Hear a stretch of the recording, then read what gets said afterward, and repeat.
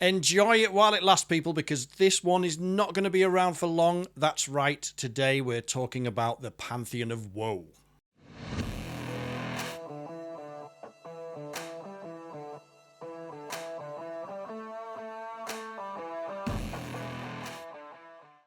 The Pantheon of Woe is our strongest detachment right now. It's probably a little bit too strong, and I'm expecting it to get a tickle fairly soon, so it will probably be hit with the nerf bat in March. So if you're watching this video in February, go and play with your toys now, because it will be much harder to play with them after the nerf. So we're going to take a look at the detachment rule, some of its unique features. We'll do a stratagem overview.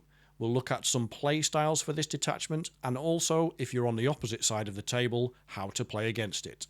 Is it really too strong though? Well, statistically, yes. According to StatCheck, it has a 67% win rate at the time of recording. Now, data is quite slim because a new season started not long ago. There haven't been loads of games, but that is significantly above where GW likes us to be. So every detachment, GW likes it to be within what it calls the Goldilocks zone, so 45 to 55% win rate. So we're well above that. Now, partly that is also due to players relearning how to deal with Catan, so our opponents learning how to deal with them. Now they've got these glow-ups, but I think it is also because they are slightly undercosted. So I'm expecting them to get nerfed in March. That detachment rule is Cosmic Distortion, which is really powerful and all units can benefit. It definitely benefits Catan, but it will also benefit the rest of your army, and I love rules that do this. What Cosmic Distortion does is it gives a 6-inch aura on monsters, which in Necron lists is Catan. All enemy units within that aura count as unraveling. What that means is all your units gain +1 AP when attacking an unraveling unit. And Catan can extend that aura from 6 inches to 9 inches if they take D3 mortal wounds, and you can do that at the start of any phase. As you can see, this means simply higher damage output. AP is always useful in a game unless you're playing against something that only has invulnerable saves. And the big winners here, I think, are the Catan themselves. So strike attacks, for example, on the Nightbringer go up to AP 5. That means if you're hitting something with a 2+ save like a Land Raider, it's no longer getting a save. Can't even save on 6s anymore.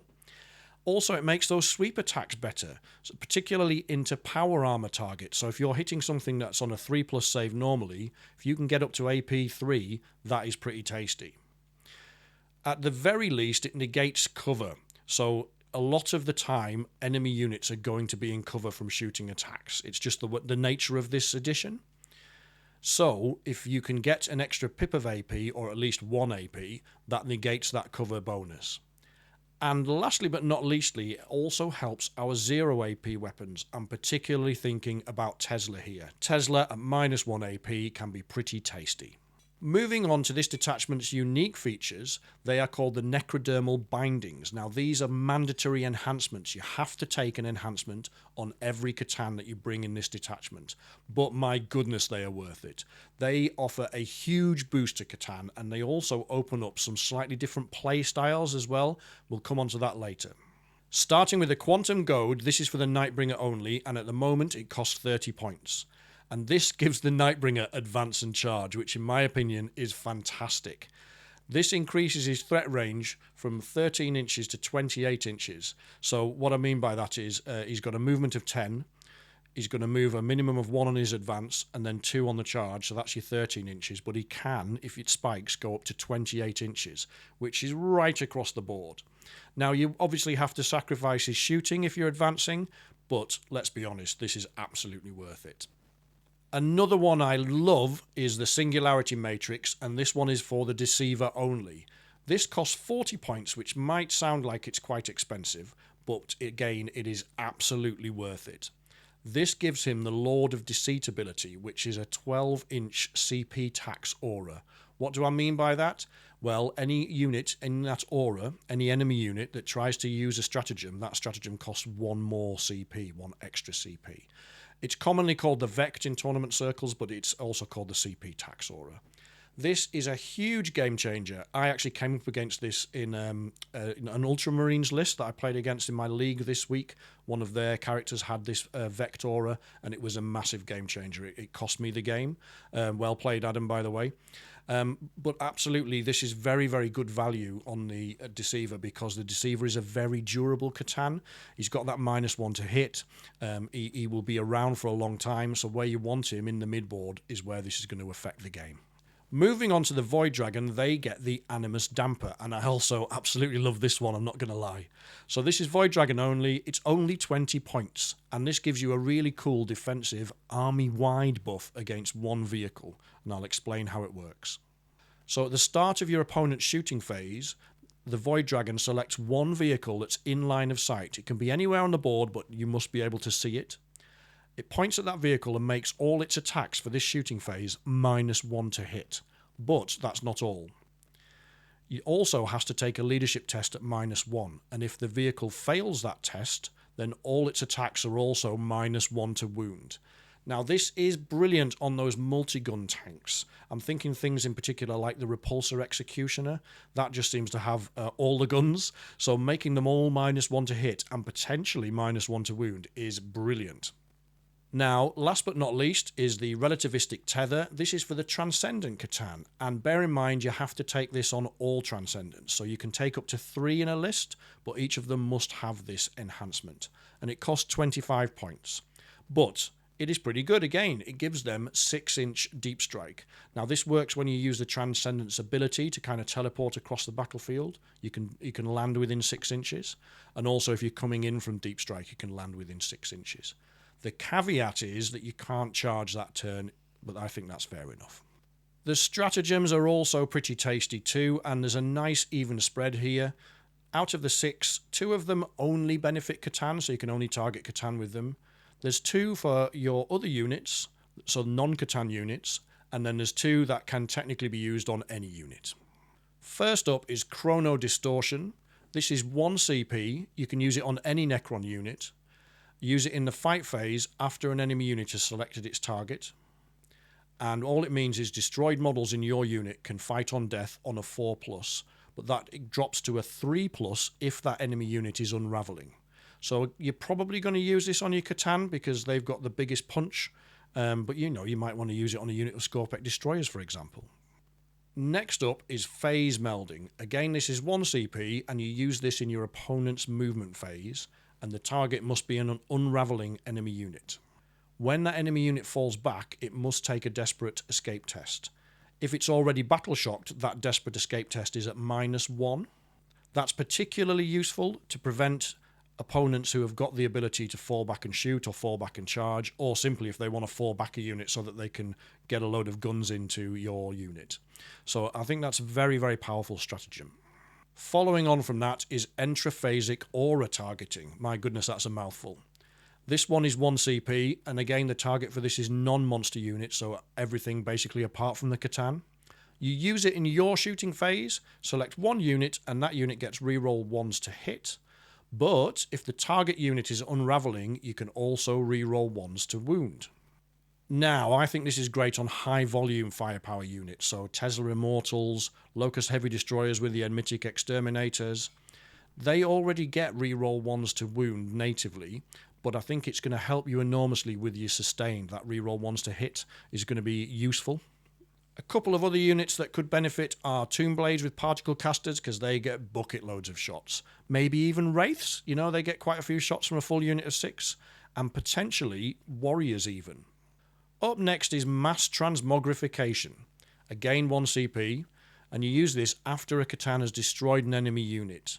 Now, the target of the strat is a friendly unit within 6 inches of that Catan, and it can activate its reanimation protocols. This one's super niche. I'm going to be honest, I think it's going to be very rare I'll be using this. The other strats are so good that I think you're going to be spending your CP there. This one is one of my favourites. This is Disharmonization Cascade. I've been banging on about this when I've done the unit reviews for the new Catan data sheets. I think it's fantastic. At the moment it's 1 CP, the target is a Necrons monster unit, i.e. a Catan, and what it means is if that Catan is killed, you can deadly demise on a 3+. So it's brilliant to use if you've been surrounded by enemies, dish out a load of mortal wounds as one final insult. Obviously it's a bummer if you roll a 1 or a 2, it's a gamble, but I think it's worth it. And the last one I want to talk about is Molecular Erosion. I also love this one. This is at the moment 1 CP. How it works is you pick an unravelling enemy unit that is visible to your Catan. That unit must take a battle shock test at -1. Now that in itself is quite good, that can flip an objective in your favour, but also if it fails that battle shock test, it is taking D3+1 mortal wounds. So that is really spicy in my opinion. Moving on to play styles, I've picked 2 out here. The first one is Kaspam, which is obviously bringing all the Catan. And the second one is a bit more of a balanced approach, which we've cleverly called here Combined Arms. So for Kaspam, you can take 5 Catan max. I know some of you maths wizards are going to argue with me and say that you could technically fit 6 Catan in a 2,000 point list, but remember the enslaved Star God rule. That means that a Catan cannot be your warlord. So you're going to take 5 Catan as a max, and then you could potentially take anything. But if you want to take something really cheap, I'd be looking at a Royal Warden or a Plasmancer. I'll explain those costs here. So you've got the Nightbringer at 345 points, the Deceiver at 325 points, the Void Dragon at 330 points, and 2 Transcendent Catan at 660. Now you might decide not to take the Void Dragon and take 3 Transcendents, but it's the same points. And that total comes to 1,760 points. So along with your Warlord, you're going to need some scoring units because you don't want your Catan to be stuck doing actions. That ties them up. And obviously, I think Flayed Ones here are a brilliant example. 60 points, you've got Infiltrate. They are fantastic little scoring units. You can also use Ophidians for later game scoring because they've got that uppy-downy ability. The Hexmark isn't too bad because he fits in little gaps in your opponent's backlines. And a single Locust Destroyer, 40 points, can't really go wrong. Similarly though, you might want some objective holders because again, you don't want your Catan to be landlocked, stuck holding an objective. I'm thinking here maybe as a cheeky unit of 5 Sword and Board Lichguard, and possibly even Deathmarks. Both of those are good for your home objective for various reasons. Lichguard because they just don't die, and Deathmarks because they have that shooting threat if your opponent deep strikes in. Do we think this is worth playing? Absolutely at the moment, yes. I mean, it is terrifying. You've got a selection of huge threats, and for a lot of your opponents, this will cause target inertia. What I mean by that is they are so overwhelmed by the different threats that you've got on that tabletop, they don't know where to start. You'll often find them, an inexperienced player might be chipping a few wounds off one here, a few wounds off one there, and obviously you get the opportunity to reanimate those wounds. It's also a lot of fun. It's difficult to play because you've got a lot fewer units in your army, but it is a lot of fun. The negatives are it's quite a low OC army. You can just simply get OC'd off the objectives. They've dropped the Catan's OC, and rightly so in my opinion, in order to give them more raw damage output really. They are also, though, susceptible to big damage. It's not as terrible as some people have made out, and we've talked about this in the individual datasheets, but effectively, big guns, big damage, anything with a melter keyword is going to hurt. And also anything with a bunch of anti-keywords, so if it's got anti-fly, anti-monster, anti-character, that is going to hurt your Catan. And for me, I think a clever player will just simply target your scoring units, delete those first, and then that leaves you with questions because you've got to then think, do I want this Catan to go and do some damage this turn, or do I want it to go and score me points? And that's not a situation you want to be in. Combined Arms, I think, can still be a lot of fun, and this is much more your traditional hammer and anvil approach. So your Catan are absolutely your hammer, but I would be chucking some durable OC units in there and some scoring units. Because you're dropping the number of Catan you're taking, you will have more points to have more tools in the box, and this is a much more rounded list in my opinion. On the durable OC side, I think I'd be taking Wraiths on a Technomancer. I love that. Potentially the Warrior Brick, but it's very points thirsty because you have to take all the trimmings. It can be done, and I'm going to try it with this detachment, but I think Wraiths make a bit more sense.